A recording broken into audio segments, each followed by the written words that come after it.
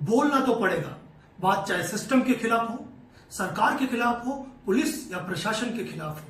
हाल ही में एक चर्चित एडवोकेट गोवर्धन सिंह जी जयपुर, एक ऐसा एडवोकेट, एक ऐसा अधिवक्ता जिसके सोशल मीडिया पर लाखों फॉलोअर हैं और जिसने अपने बेबाक आवाज के साथ हर जगह सच्चाई उजागर करने वाली बातों को हमेशा अपनी सोशल मीडिया पर शेयर किया है, जिसको लेकर पक्ष विपक्ष और कई नामचीन लोग आज की तारीख में उनके दुश्मन बन चुके हैं। इसी बात को लेकर उन्होंने एक मुद्दा उठाया था कि मुख्यमंत्री महोदय के खिलाफ एक एफआईआर का आदेश हुआ। एफआईआर आदेश होने पर भी न्यायालय द्वारा आदेश दिए जाने के बाद भी एफआईआर दर्ज नहीं हुई और इस मुद्दे को उन्होंने बखूबी अच्छे तरीके से अपने सोशल मीडिया पर साझा किया। नतीजा क्या हुआ? नतीजा यह हुआ कि सच्चाई की आवाज बुलंद करने वाले एक एडवोकेट को हाई कोर्ट के बाहर, जब वह अपने पूरे ड्रेस कोड के अंदर मौजूद है, वहां पर कुछ पुलिस अधिकारी सिविल ड्रेस में आते हैं और सिविल ड्रेस में आकर उन्हें जबरन अपने साथ ले जाते हैं और कहा जाता है कि साहब आपको बात करने के लिए बुला रहे हैं और ले जाकर उनको गिरफ्तार किया जाता है और उसकी सूचना रात को 10:04 पर उनके परिवार को दी जाती है एक लंबे समय के बाद।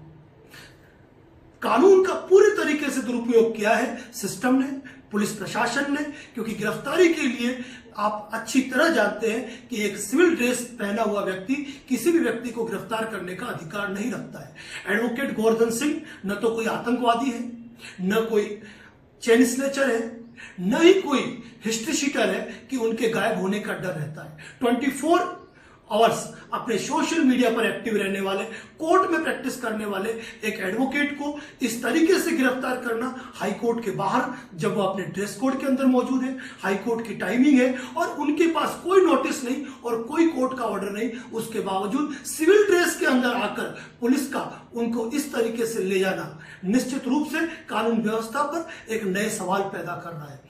एडवोकेट गोवर्धन सिंह ने सोशल मीडिया पे हमेशा ही अपनी आवाज बुलंद की है सच्चाई के लिए और सच्चाई के खिलाफ आवाज उठाने वाले व्यक्ति को इस तरीके से प्रताड़ित करना कानून का जंगल राज स्पष्ट रूप से दिख रहा है। इस मामले में जयपुर के नीम का थाना बार संघ ने कार्य का बहिष्कार किया। मैं चाहूंगा कि समस्त अधिवक्ता भाई, समस्त वकील भाई इस मुद्दे पर एक साथ होकर आए। सोशल मीडिया पे एक बवाल मचा हुआ है। आज एडवोकेट गोवर्धन सिंह के साथ ये हरकत हुई है, कल यही हरकतें किसी और के साथ हुई होगी। हम मानते हैं एक पल के लिए हम ये भी कि आरपीएस द्वारा दर्ज करवाई, आरपीएस महिला द्वारा दर्ज कराई गई एफआईआर में यदि कोई सच्चाई होती भी है और कोई वास्तविकता होती भी है तो एडवोकेट गोवर्धन सिंह को इस तरीके से गिरफ्तार करना, जबकि हाईकोर्ट का ऑर्डर उनके हाथ में नहीं आया था, और इस तरीके से गिरफ्तार करना निश्चित रूप से एक अवसर की तलाश थी और कुछ भी नहीं। और एक बात मैं आपको बता देना चाहता हूं कि किसी एडवोकेट को इस तरीके से गिरफ्तार करके आप उसको अगर दमनकारी नीति अपनाना चाहते हैं तो ये नहीं होगा। एडवोकेट गोवर्धन सिंह वो शेर है जो बाहर निकलेगा और बाहर निकलने के बाद वह खत्म नहीं होगा, वह नए जोश और नए जुनून के साथ अपने कार्यों को जारी रखेगा। लेकिन कुल मिलाकर जो पुलिस सिस्टम ने जो तरीका अपनाया है वह निश्चित रूप से सोशल मीडिया पे जो बवाल मच रहा है वह बवाल कई प्रकार के सवाल खड़े कर रहा है। सवाल खड़ा कर रहा है सरकार पे, सवाल खड़े हो रहे प्रशासन पे और सवाल खड़े हो रहे न्याय व्यवस्था पे। इस मामले में हाईकोर्ट को स्वयं संज्ञान लेना चाहिए कि किस तरीके से पुलिस अधिकारियों द्वारा सिविल ड्रेस के अंदर एक व्यक्ति को गिरफ्तार किया जाता है। एडवोकेट गोवर्धन सिंह चाहते तो उस समय पुलिस के साथ न जाते, वहीं पर भी हाथापाई हो सकती थी, लेकिन भले ही सामने वाला व्यक्ति वर्दी में नहीं है, वो हाथ खींच के ले जा रहा है, उन्होंने कानून का सम्मान किया है। इस चीज को पुलिस व्यवस्था को भी समझना चाहिए, लेकिन पुलिस व्यवस्था भी क्या करे, वो भी निरंकुश है अधिकारियों, बड़े अधिकारियों के सामने। साथियों, जिस तरीके से गिरफ्तारी हुई है वह कानून की धज्जियां उड़ाने वाला मामला है। आप इस तरीके से किसी एक व्यक्ति को, अगर एक एडवोकेट को, जो चर्चित एडवोकेट है, जो एक ख्यातनाम व्यक्ति है, जो सोशल मीडिया का स्टार है, यदि आप उसको इस तरीके से गिरफ्तार कर सकते हैं तो एक आम व्यक्ति के साथ पुलिस किस तरीके का दुर्व्यवहार कर सकती है, इस चीज को हम सोच सकते हैं। इस गिरफ्तारी के अंदर कहीं भी कानूनी रूप से किसी भी नियम का पालन नहीं हुआ है। पुलिस ने केवल अपना जंगल राज बताया है।